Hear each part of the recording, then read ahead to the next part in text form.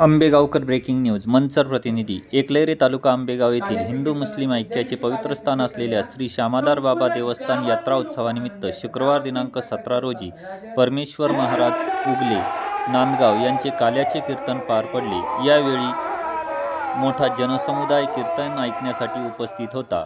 उपस्थितांना संबोधित करताना हबप परमेश्वर महाराज उगले म्हणाले की सध्या जातीपातीच्या राजकारणाला ऊत आला असून माणसाने मानवता धर्म सांभाळून आपापसातील हेवेदावे वाद मिटवून गावकी भावकीत आणि नातेवाईक संबंध जपून एकमेकांमध्ये एकोपा ठेवला पाहिजे.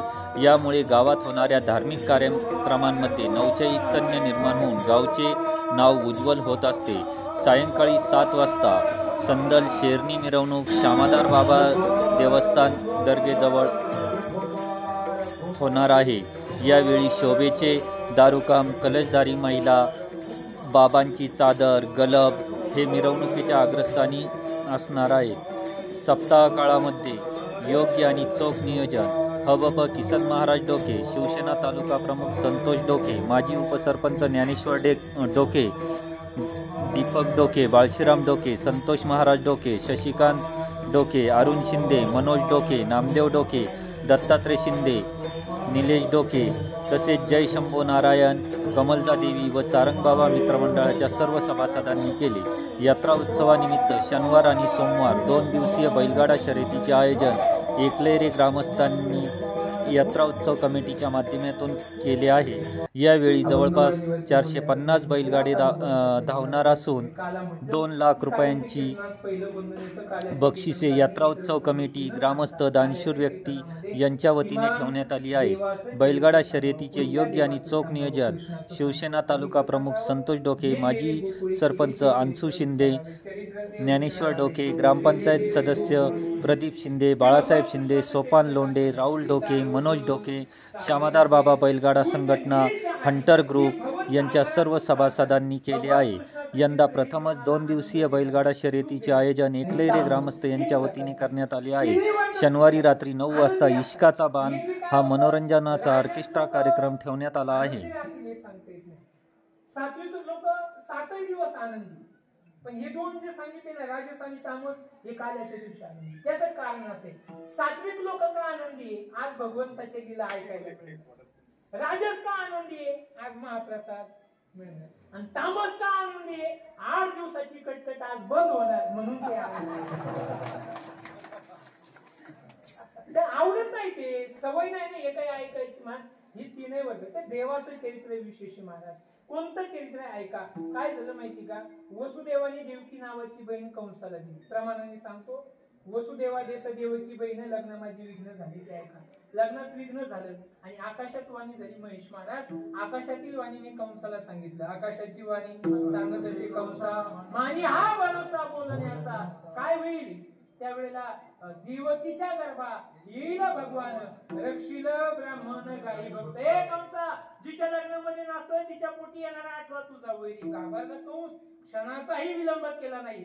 हातात तलवार घेतली आणि मारायला धावला.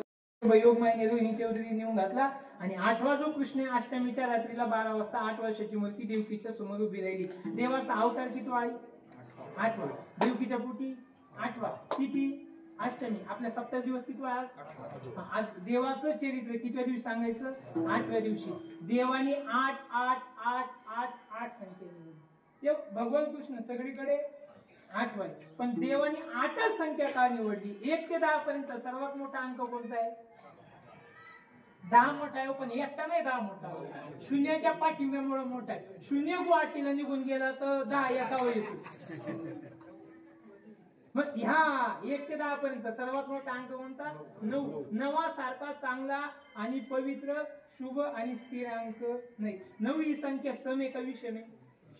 विषम संख्या. पण तुम्ही बघा ती सम आहे. कशी काय सम आहे? ती आपली जागा बदलत नाही. तुम्ही 9चा पाडा म्हणा, 9च्या पाड्याची बेरीज 9ची.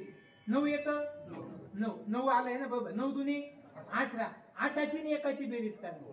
9 3 27 दोनाची आणि साताची बेरीज करा 9 चौक 36 3 आणि 6 9 पाचे 45 4 आणि 5 9 सक 54 5 आणि 4 9 7 63 6 आणि 3 9 9 8 72 7 आणि 2 9 9 9 81 8 आणि 1 9 9 आहे 90 9 0 9 संख्या म्हणजे शुभांक आहे 9 आपली कधी जा कृष्णाने तुमच्या जवळ येऊन प्रगट व्हावं तुमच्या हृदयात त्या ठिकाणी प्रगट व्हावं ते एक करा आपल्या अंतःकरणाच्या गाठी सोडा आम्ही गाठी मारली जेवढे बसते ना याच्यात एकही बिना गाठी प्रत्येकाने गाठ मारली काही गाठ मारली मी कीर्तनाला काही गाठ मारली मी तिथे जेवणार नाही काही गाठ मारली त्याच्या दारात जाणार नाही सासूने गाठ मारली सुनाच्या हातात चहा पिणार नाही सुनाने गाठ मारली सासूच्या पाया पडणार नाही जे पुढे होणार की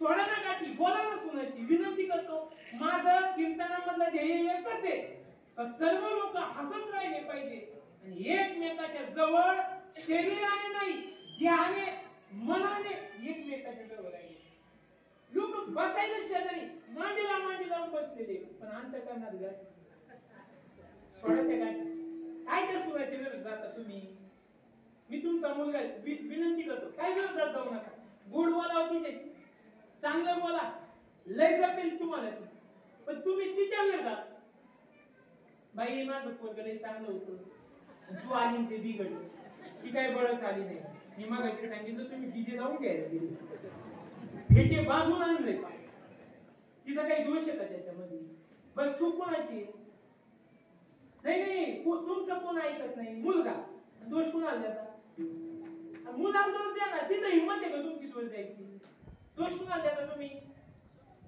तिला बोलता बाई लहानाचा मोठा केला तळ हाताच्या फोडासारखा जपला हाडाचे काढे केले रक्ताचं पाणी केलं किती काळजी केली त्याची बाई लोकांची तिथं कामाला गेले शाळा शिकवली अगं एवढंच नाही त्याला 9 महिने 9 दिवस पोटात ठेवलं आणि तिला काय उघडून डाउनलोड केली काय